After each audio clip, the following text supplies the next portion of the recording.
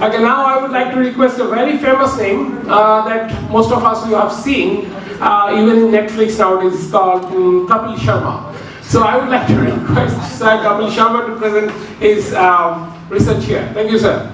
So thank you, everyone. There is time to run the PPT. I can introduce in between myself. My name is Kapil Sharma. I am stationed in Singapore from last 15 years, and I am from information technology field. And along with the IT, I am a board member for Central University in India, Guru Ghasidas University. That is also been ranked quite NBCC A++ recently. So I am here. I am for this university. I am contributing for their curriculum as an industry expert. So where I am encouraging the departments and the faculty to change their syllabus as per the industry rather than to be go on a traditional format that in the past we have seen. There is a different kind of study was looked at, but now the field is changing. So in the IT. So today I will touch on the sustainability along with the data-driven approach along with the AI. So for me, we should keep the things simple rather than to be too technical, because every problem is having a simplest solution that can be workable. It's not about how we speak, it's about what we intend to do it. So sustainability is one of the part of it. So it's not touching everybody tangibly, but intangibly right now. But later part of time, these things will be definitely impact everybody at large. So I think, can we move the slide next? So here I will follow the same approach. So I think from here. So rather they on to the coach on how we can prevent, what is the solution for the sustainability. I will try to explain what is the sustainability, how we are getting impacted, and who are the stakeholders of it, and what we can do it.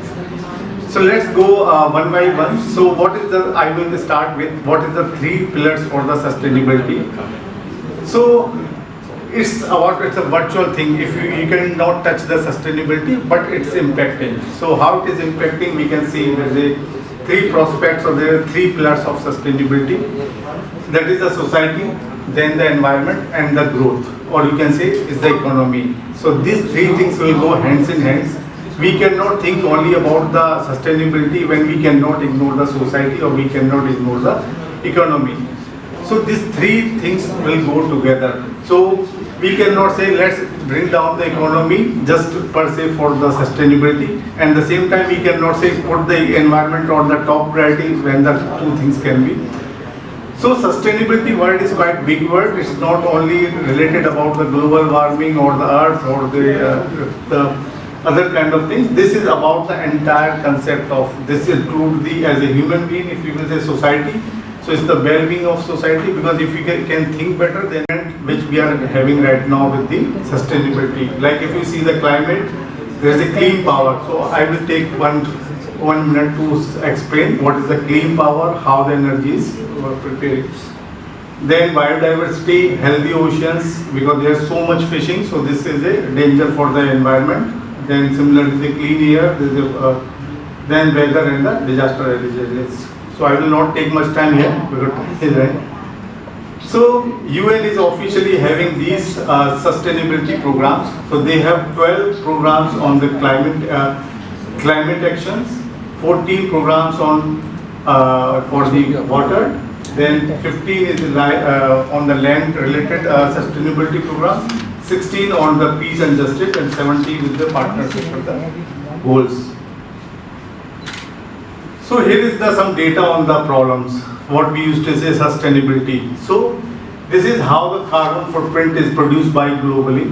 So if you see, the major portion is developed by coming from the US, and the minimum part is coming from the Norway. But everything's come with a cost. It's not like if US is producing a high cost of the carbon and the Norway is less. There is a significant alignment with the cost. So if you see the manufacturing labor cost, that is highest in the Norway. The same time, the lowest carbon footprinting in the Norway, the highest cost in the Norway. So now you can sense, because how you are sourcing the energy is one of the key factor for the sustainability. The energy comes with the See, okay, if I will ask you what is the cost, the major, the highest component for the global warming or the CO2, that is the energy. So each industry is consuming the energy. So energies are coming also from a different sources. So each country producing the electricity. This when the coal, oil, natural gas, solar, biomass, nuclear, hydropower, and the wind. So if a country is producing electricity more on the coal or the ignite, which is the yellow ball, which is having a high temperature, this will produce more carbon, and that will be causing the major issue. So if a country is using the traditional way of producing the electricity, they are producing a larger number of CO2. That is the most costly. So if you are seeing, back to the slide, if Norway is having the lowest carbon footprint, 0.12, that means they are using the clean energy. They are producing energy through the hydro, wind and the natural sources. So this is how. So what will be the solution? Can we move everything manufacturing to the Norway or everything to be moved to the Taiwan? Because there is a cost and the environment, two are the factors. So that is the action call, what we should do. So we cannot say economy should be the last, or we cannot say economy should be the first. So that question is among us, how we treat these, how we take the urgency, how we think, what should be the solution to it. Come to Malaysia. That is one of solution, yes. Chips, yes. So this is the eye-opening, or you may take the data as per your convenience. So if I will say what is the CO2 emission from a different communication channel. So it's 3.0 for a large container of ship is containing CO2 3.0. If you the same freight is used by the airplane, this is 435. 400 times bigger carbon emission. So here is the call. What container we should use? Old tanker is using 5.9, then the large container 3.0. The bulk carrier is using 7.9 metric ton per se. The air freight is maximum, it is of 435. So it is almost 400 times percentage. So that is the data. So this is our call, how we should use the future transport. So there is a solution. So I will take two examples. So how we should use the recyclable thing. So there is a two example I am taking here. A traditional shoe. So shoe, a company in the Norway or the Netherlands is preparing a shoe that is entirely using the recycle. They are using the laces through a recyclable cans, foot soles, everything is from the recycled material. Second thing is whenever we are doing a construction, so we can rather than use pre-casted bricks, we can use this cast in place. So that is a 3 times saving on the carbon footprint. So it's not only the digital or the AI can reduce or solve this problem, it is the solution is among us. So we should know the data. So lastly, I will say this is the how now the part is, if you do not know the problem, you cannot solve the problem. So AI and the data analytics only can help you to give the data. So how much coming also from a different sources. So each country producing the electricity. This means the coal, oil, natural gas, solar, biomass, nuclear, hydropower, and the wind. So if a country is producing electricity more on the coal or the ignite, which is the yellow core, which is having a high temperature, this will produce more carbon, and that will be causing the major issue. So if a country is using the traditional way of producing the electricity, they are producing a larger number of CO2. That is the most costly. So if you are saying, back to the slide, if Norway is having the lowest carbon footprint, 0.12, that means they are using the clean energy. They are producing energy through the hydro, wind and the natural sources. So this is how. So what will be the solution? Can we move everything manufacturing to the Norway or everything to be moved to the Taiwan? Because there is a cost and the environment, who are the factors. So that is the action call, what we should do. So we cannot say economy should be the last, or we cannot say economy should be the first. So that question is among us, how we treat these, how we take the urgency, how we think, what should be the solution to it. That is one of solution, yes. So this is the eye-opening, or you may take the data as per your convenience. So if I will say what is the CO2 emission from a different communication channel. So it's 3.0 for a large container of ship is containing CO2 3.0. If you the same freight is used by the airplane, this is 435. 400 times bigger carbon emission. So here is the call. What contain we should use the old tanker is using 5.9, then the large container 3.0. The bulk carrier is using 7.9 metric ton per se. The air freight is maximum, it is of 435. So it is almost 400 times percentage. So that is the data. So this is our call, how we should use the future transport. So there is a solution. So I will take two examples. So how we should use the recyclable thing. So there is a two example I am taking here. A traditional shoe. So shoe, a company in the Norway or the Netherlands is preparing a shoe that is entirely using the recycle. They are using the laces through a recyclable cans, board soles, everything is from the recycled material. Second thing is whenever we are doing a construction, so we can rather do a pre-casted bricks, we can use the cast in place. So that is a 3 times saving on the carbon footprints. So it's not only the digital or the AI can reduce or solve this problem, it is the solution is among us. So we should know the data. So lastly, I will say this is the how now the part is, if you do not know the problem, you cannot solve the problem. So AI and the data analytics only can help you to give the data. So how much CO2 you are consuming for this building? Suppose this building is having so many tube lights right now in this room. So if you want to see a solution within the room, that should be a green building. So now the all buildings are approving through a green building. So that means the solar energy or the sunlight should come into the room. So minimum electricity we should use in the room. Similarly, to produce the energy, we should not depending on the coal, petroleum, the natural gases. There is a wind energy, solar energy, and there is so many kind of energy we can use it. So last thing is, I will give you one question. So how much percentage of food wastage every year global is world is having? How much percentage food every year going waste? Any guess? It's about 25%. Almost saying it's a 33% food every day, every year going waste. 33% produce of the products, the foods are going waste. So you can amaze how much sustainability, how much things we can save at our end. So rather than to be fully dependent on technology, most of the things are among us, but technology will surely help us to know where is the problem, how to fix the problem. So this is the technology part that can be. So I think time is running, so I will not take. Thanks a lot. All moving to AI, right? Yeah. So robots and all that in industry, we still generate carbon. Okay, I will tell you. So let's not say AI is not an animal or alien. So it's only about the data. How we are structuring data is the AI. So there is a specific product is called Microsoft Sustainability Manager. So how much CO2 is produced by this building?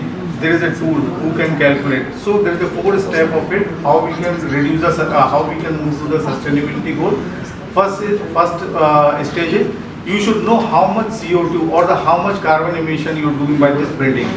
So it's not too straightforward. So this building may be sourcing the electricity from the three sources or the forces. If any company, let's say example a company, they might not depending on to a single energy source. They might be taking the power from company A, company B, company C. Company A is producing the power from the hydro, then company B may be nuclear and company C may be from the coal. Then this product will calculate how much energy we are sourcing from different partners. Then this will say your company is producing example 100 kilowatt CO2. Then your company should target next year I will change. I will reduce this amount. So they will change the supply amount from these companies. Number one example. Number two example, the company may reduce the CO2 with the assumption, suppose 100 employees are working in a particular area. So they may, as everybody is coming through a car or scooter or their own vehicle, so the HR or the company will say 50 I will give you two free buses. So every employee should commute by the buses. So by this calculation, they will say 100 employees not burning petrol or diesel in the morning, we are saving this amount of CO2. This is another way to reduce the carbon emission. So there are many ways without technology, without the intent. So I always prefer intent is the key, not the skill, not the what you are making the product. Intent is the key. So any company having the intention to reduce the carbon emission, there is 100 ways of doing it. Thank you, sir. Awesome, very well. Thank you. Thanks for listening. Thank you, Kapil Sharma sir, for giving us a very eye-opening presentation about the sustainability. But I think our audience was looking for a little bit fun inside your presentation. So I would say that actually in your presentation, I love one part, that the dilemma between environment and economy. It's something like mother and daughter-in-law, the dilemma. Okay, I hope that AI would find some solution to solve this dilemma, especially in Indian continent. Anyway, I would like to request now Advocate Varun Dev to present his research here. Okay, please come.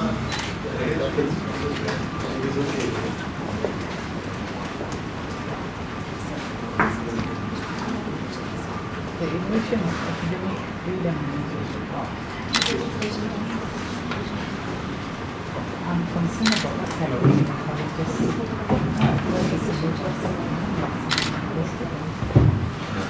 Hello, good afternoon. So my name is Varun Dev, and me with my co-author Manu Krishnan SK is going to present a paper regarding the topic, the erosion of academic freedom in India, a critical analysis of its decline position in the global academic freedom index. Actually, it's the most recent what we call as a critical paper because recently we have been seeing in the news that academic freedom index has shown a steep decline with respect to the India's position. So that makes this paper more relevant.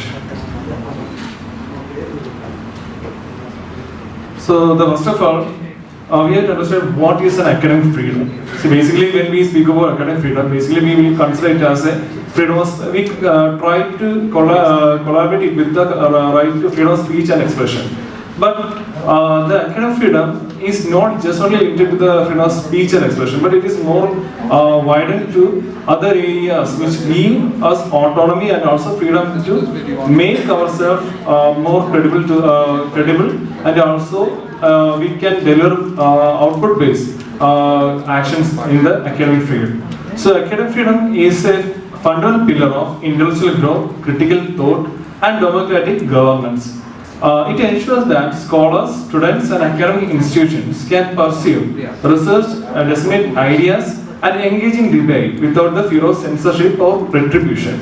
Basically, these rights ensure that a person has an intellectual, what we call freedom, to be more free with respect to the teaching or with respect to the research or to even the study things. Basically, during all times, we know that the black magic is considered as an education, but it is a forbidden education. But there are a lot of people who consider that no education is what we call as a dangerous one, but only the thought process of the person who studies those. So from that point, I take taking the key area of the freedom, academic freedom. So with respect to India has a rich history of intellectual contributions and also vibrant academic culture.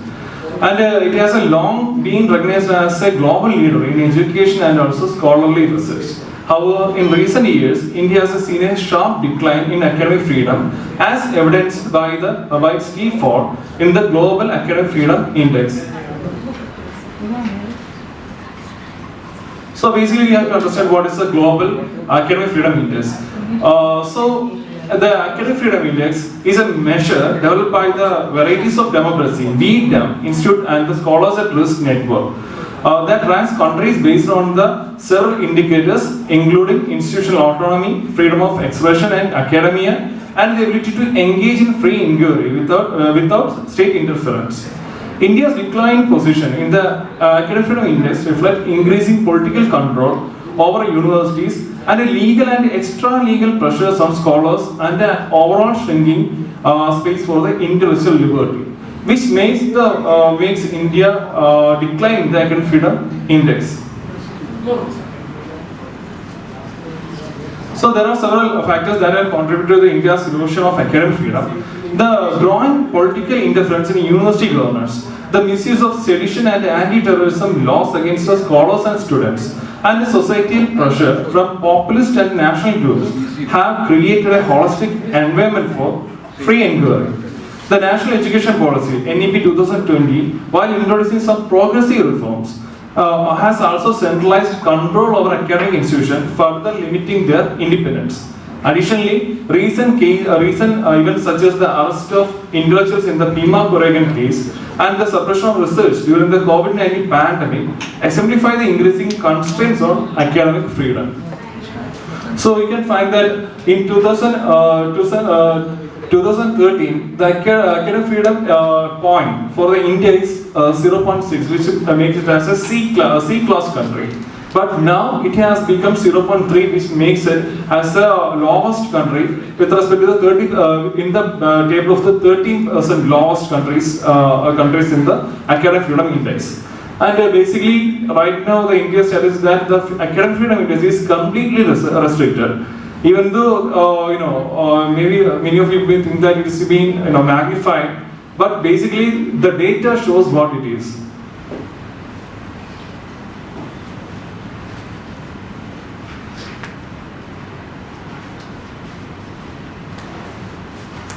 So, with respect to the historical events, we know that in India there are a lot of earlier universities like Nalanda, Takshashila, which has been a free inquiry system enabled in those universities. Even for a lot of scholars from the abroad and also the foreign people who are interested to have free inquiry came to India to have a liberty to teach, study and also research on the basic concepts of the social areas, where they consider that only the freedom to inquiry is being promoted in India. Basically, in most of the abroad countries, that time it was more like a religious limitation were there, in which the basic concept and the established norms cannot be challenged, or the studies cannot be made against those. For example, we can consider the best example is the case of Galileo Galilei, in which he has been prosecuted only because he has said Sun is the center of the solar system,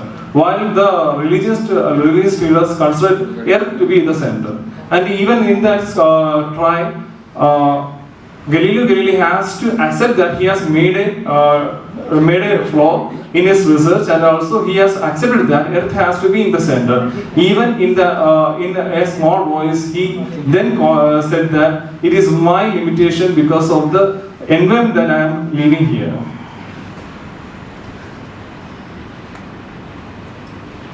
When it comes to the constitutional provisions, we know that in the Indian Constitution there is Article 19, Subclause 1, Subclause A, which state about the freedom of speech and expression.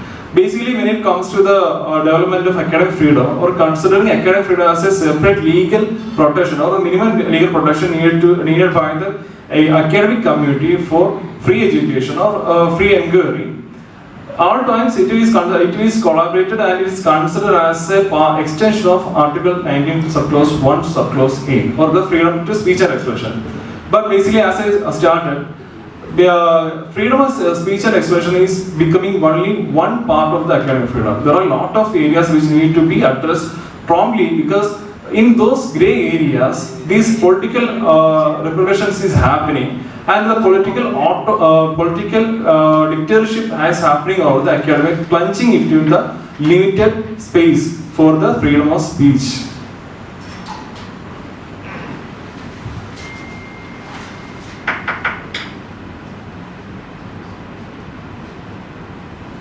So, we have to consider the key indicators of decline. There are a lot of key indicators. First, I will consider the institutional autonomy. So, right now the UGC, or the regulatory body of the higher education in India, is overpowering the state universities or the university system. Even every university has an autonomy to appointment to create norms for the scholarly purpose, and also they have a systematic framework within which they are providing a freedom or free space for free inquiry. But in recent years, the UGC have been overpowering these university autonomies, making it more limited to the implementing measures only. Like in state universities, which has been established after a state legislation, the rules of the state universities are being overpowered by the UGC, which are through their letters or the regulation. Basically, when it comes to the law against the rules, law has the more importance. But when it comes to the in reality, UGC rules have more power over state laws or the university laws. So that's the one key area which shows the political encroachment towards the state institutional autonomy.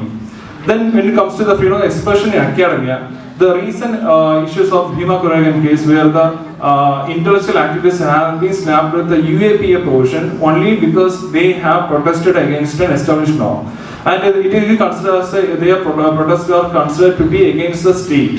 And it was framed in such a way that the intellectual people who has been part of the protest has been framed as a terrorist. So this shows the political engrossment towards the freedom of expression also with respect to the academic field, because academic areas need to be free. There must be critical analysis, there must be debates. Then only the academic community can grow. But when it comes to the Bhima Korean case, when they tried to do so, they have been slapped with laws like UAPA, and in JNU, with respect to Kaneyuma, when they established a program with respect to the hanging of Afzal Guru, that leads to the slapping of sedition, the charges of sedition, section 124A of Indian Penal Code, which has also been retained in the BNS or the Bharati Nyaya Samhitas, which has a new laws replacing the old Indian Penal Code.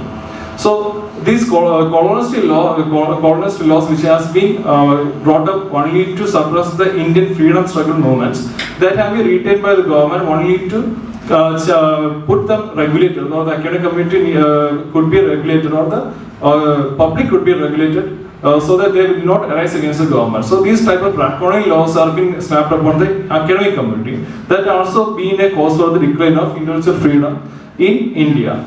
Then censorship of research and academic work. Basically, right now many of the Indian people know that recently in JNU, one of the students who has made a PhD or the doctoral studies with respect to the Israel and also Palestine issue, and his study has been backed by the government,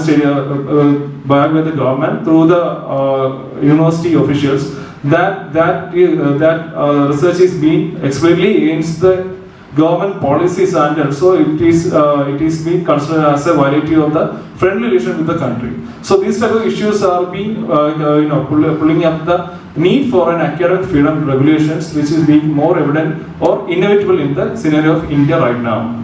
Then the campus integrity and students movement with respect to the most of the cases in JNU, and also the Aligarh Muslim University have faced direct attack on student movements and activism, which has tried to start a movement against the government policy, which has been against the social norms and the freedom concepts of India. Then with respect to research funding and academic exchange, mostly there was a reduction in the research fundings, and many of the research funding has been directed to the what we call as the government to elevate the government policies, like the studies which are with respect to the ICCSR and also UGC. They have been funding for the government policies and government initiatives which has been started last by the 2019, and these activities of government has been promoted with the funding or redirecting the funding to a specific class of research areas, limiting the research space and also autonomy of the researchers. Then when it comes to the so these are the some of the case studies can be considered as the recently the ICCR has delivered two funding opportunities in which they are considered the Jal Jeevan mission of the government initiative that has been started by the NDA government. And also the second one is the solar, the renewable energy projects which has been started by the government in 2019. Both the studies has been funded by the ICCR, limiting the scope only to the governmental actions, where the funding, major part of the funding has been redirected to the government policy and governmental areas. So these things has caused a lot of hindrance, and also it has caused a lot of decline in the academic freedom index in the global academic freedom index with respect to the India. So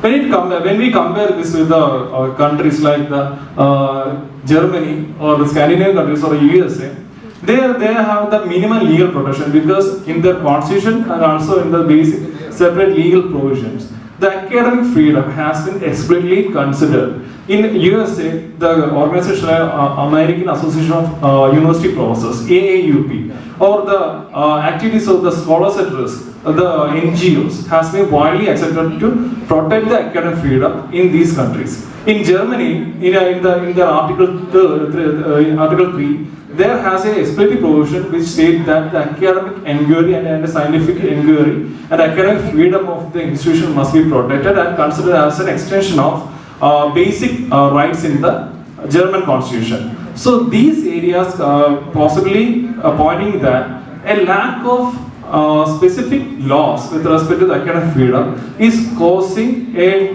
grey area for the countries which they don't have, and these grey areas become a tool for the political or the authoritarian governments to exploit the academic community. So that need to be identified and also addressed in the scenario of India also.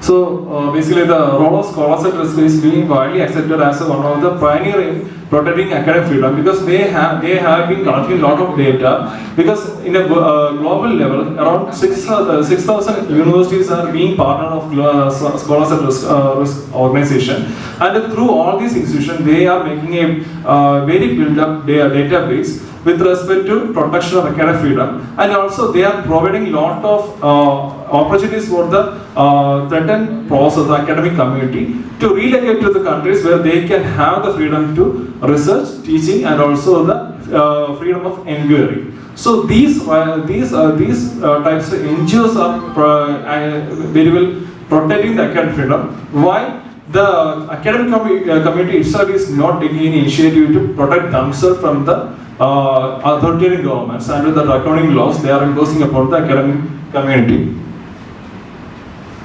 So what are the legal developments that we can propose? Basically the legal recommendation that we can propose is that first one is that to consider academic freedom as a separate genre of right. Because if we are not accepting it as a separate right, and we are not considering it to be a customized right for the benefit of academic community, then no one can help us. So first thing is we have to consider academic freedom as a separate entity for the protection of free inquiry. Then legal reforms for the protection of academic freedom must be initiated, like incorporation of specific rules with respect to academic freedom in the university and also in the state laws. Basically, when it comes to the university laws, like for example, from my state, in Kerala University, there is a statutory rule with respect to the acceptance of Kerala government servants service rules. So these rules are being imposed on the imposed upon the university professor also. So basically, as per these rules, a person or a government employee cannot speak against the decisive policies of the government, or the government policies cannot be dissented by the academic community in a public space. So if a person is coming from if a person is an economist, an economic professor is coming for a debate, and he find out that the government policy is against the economic growth of the state, then he cannot make a remark with respect to that, because if he do so, as per the rule 80 of the Kerala University statutes, then he will be prosecuted under the violation of conduct service rules, and he will be prosecuted based on the guidelines provided for that, because the university professors are considered as the government servants.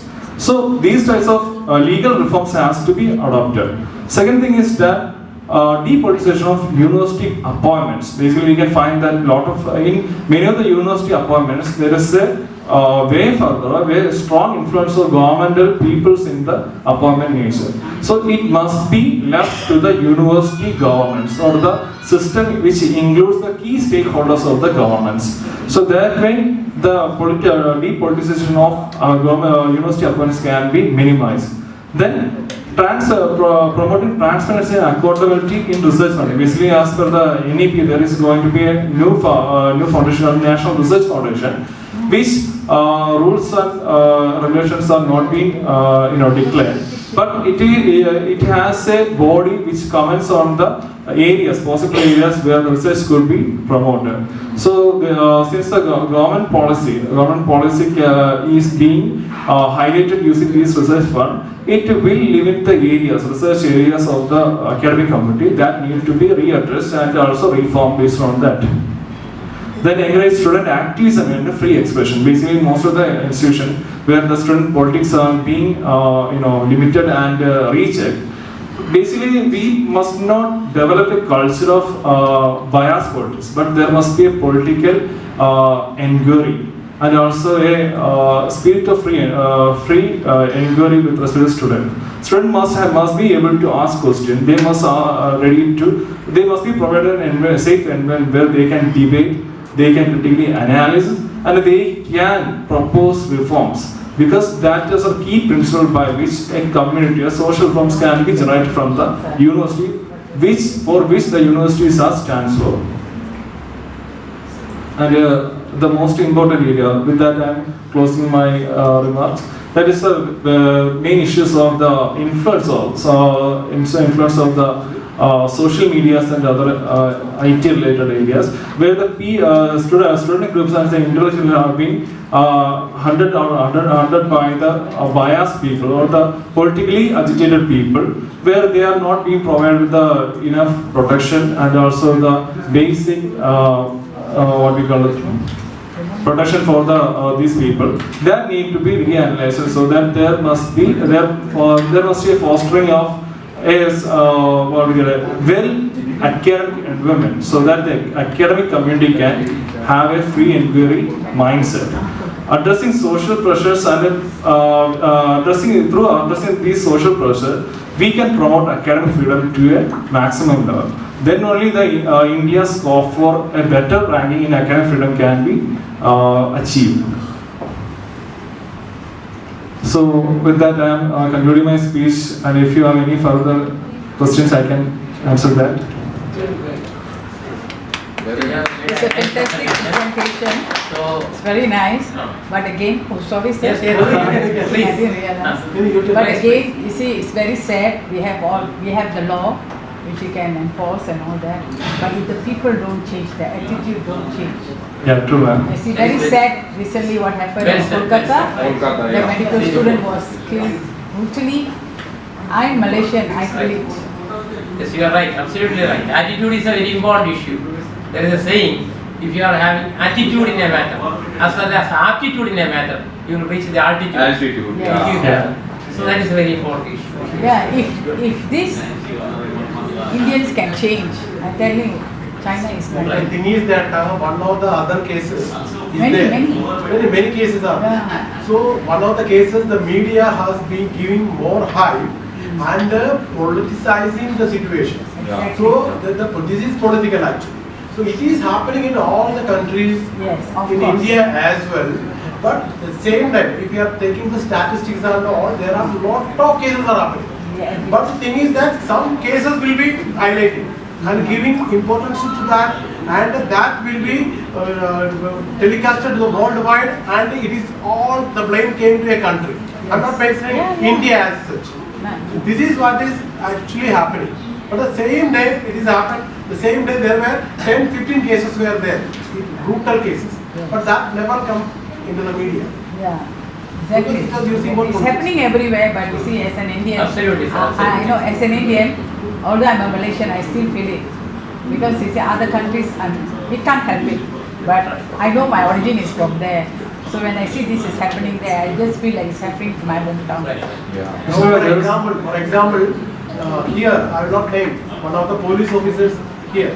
So there was a case, and the one girl has been forced to death. That means she is suicidal or killed. We don't know. The investigation officer is here. I am not telling anything much. So that case, in the initial stage, it was completely against of the boy who was done this or made her to die. But after some time, all the government is showing, I am not talking about him, all the government are showing, maybe including him, that force has started supporting that highly hierarchical person. Now everybody is trying to give the green chip to them. So this is what is happening. We can't completely eradicate this kind of problems. Yes. As what MGR says, Tani oru manidhan thirundallana, nothing can happen. Basically, the attitude is the main problem. Yes. Because most of the academic people, they consider that why we should go against the waves of the river, why we can just go through the river. Yeah. So that's the issue. Basically, even when I started my PhD research is also on the same area, and in my research advisory committee, the first doctoral committee, one of the professors asked, why you think that if there is a rules and that rules are not being implemented as the sense you are fearing, then why should you start a research on that? That's the first comment that I got. Second thing is that they are asking that academic freedom cannot be considered as a separate freedom. Since there is a freedom of speech and expression, why you are asking for academic freedom as a separate genre of freedom?